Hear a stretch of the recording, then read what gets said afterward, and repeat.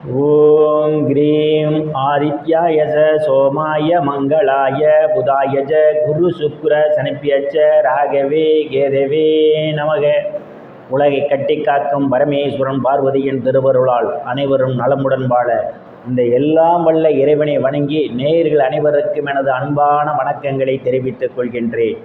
இன்றைய பதிவிலே நாம் பார்க்க இருப்பது கார்த்திகை மாதத்திற்கான ராசி பலன்கள். முதலில் கிரகங்களினுடைய நிலைகளை பற்றி பார்க்கலாம். கார்த்திகை மாதம் 1ஆம் தேதி வாக்கிய பஞ்சாங்கத்தின்படி கிரகங்களுடைய நிலைகள்.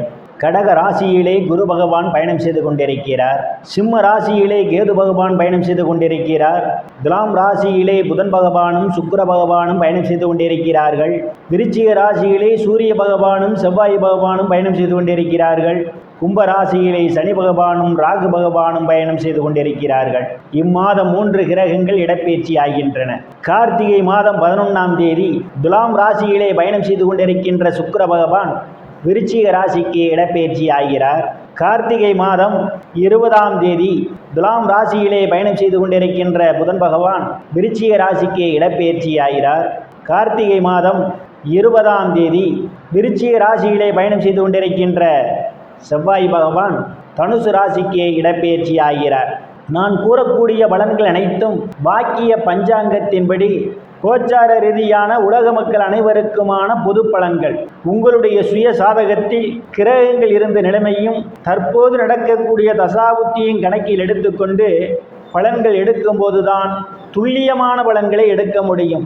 உங்களுக்கு துல்லியமான பலன்கள் நீங்கள் தெரிந்து கொள்ள விரும்பினால் உங்களுடைய பெயர், பிறந்த தேதி, பிறந்த நேரம், பிறந்த ஊர் ஆகியவற்றை எனது வாட்ஸ்அப் எண்ணிற்கு அனுப்பி வைத்து பலன்களை தெரிந்து கொள்ளலாம்.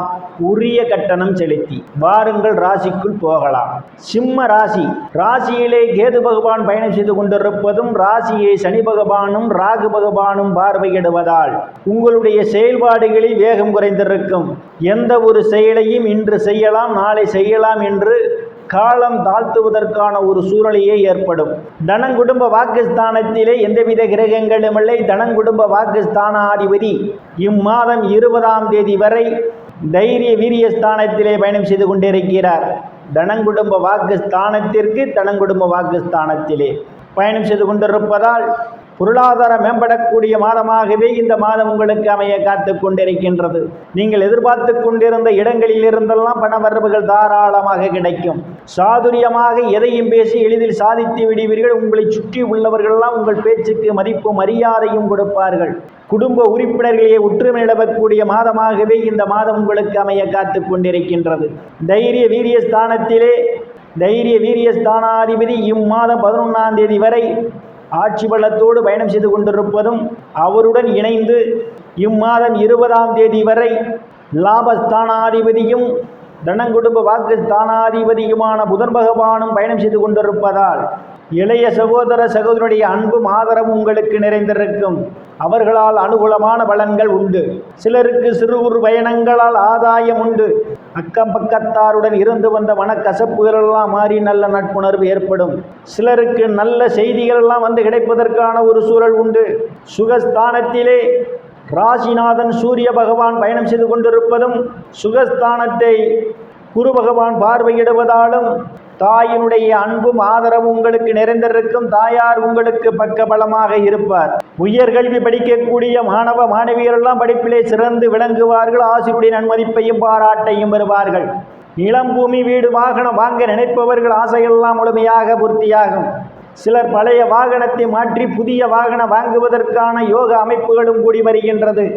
விவசாய தொழில் செய்து கொண்டிருப்பவர்களுக்கெல்லாம் விவசாயத்தின் மூலமாக கூடுதலான முன்னேற்றத்தை காண முடியும். ரியல் எஸ்டேட் நடத்துபவர்களுக்கெல்லாம் இது ஒரு பொன்னான காலமாகும். கூடுதலான வருவாயை காண்பீர்கள். உறவினர்களுடன் இதுவரை இருந்து வந்த மனக்கசப்புகள் எல்லாம் மாறி நல்ல நட்புணர்வு ஏற்படும். புத்திரஸ்தானத்திலே எந்தவித கிரகங்களும் இல்லை.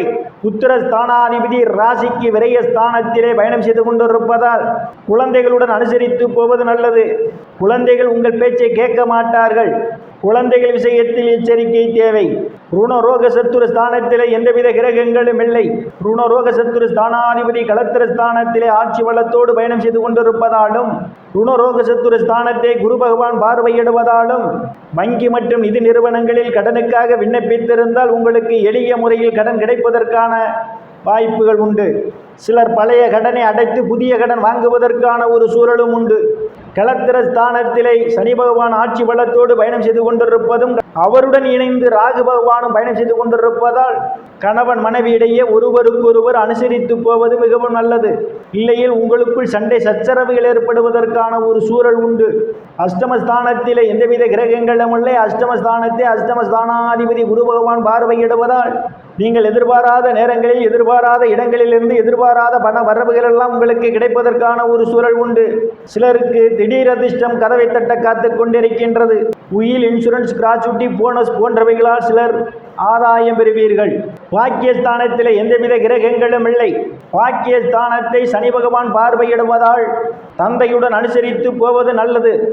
உங்களுக்கும் தந்தைக்கும் இடையே கருத்து மோதல்கள் ஏற்படுவதற்கான ஒரு சூழல் உண்டு. தந்தையின் உடல்நிலையிலே கூடுதல் கவனம் எடுத்துக்கொள்ள வேண்டும். சிலர் தந்தைக்காக மருத்துவ செலவு செய்வதற்கான ஒரு சூழலும் உண்டு. எச்சரிக்கை தேவை. தொழில் ஸ்தானத்திலே எந்தவித கிரகங்களும் இல்லை. தொழில் ஸ்தானத்தை இம்மாதம் 20ஆம் தேதி வரை சுகஸ்தானாதிபதியும் பாக்கியாதிபதியுமான செவ்வாய் பகவான் பார்வையிடுவதாலும், இம்மாதம் 11ஆம் தேதியிலிருந்து தொழில் ஸ்தானாதிபதி சுக்கிர பகவான் பார்வையிடுவதாலும் வேலை தேடுபவர்களுக்கெல்லாம் அவரவர் தகுதிக்கு ஏற்றவாறு வேலைகள் கிடைப்பதற்கான ஒரு சூழல் உண்டு. ஏற்கனவே பணியில் இருப்பவர்களுக்கு பதவி உயர்வு பாராட்டு கிடைக்கும்.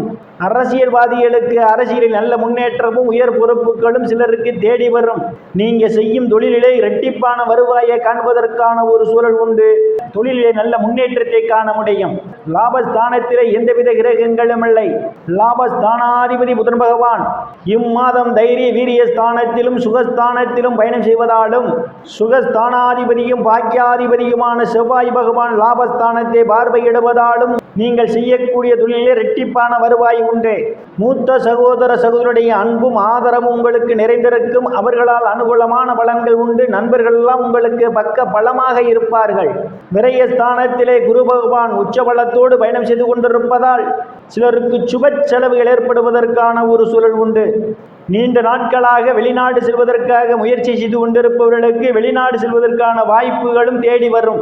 நேயர்கள் அனைவரும் இறைவனுடைய திருவருளால் அனைத்து செல்வச் செழிப்பும் பெற்று சிறப்புடன் வாழ அந்த எல்லாம் வல்ல இறைவனை வணங்கி நேயர்களை மீண்டும் அடுத்த பதிவில் சந்திக்கும் வரை விடைபெறுவது ஜோதிட ராமன்.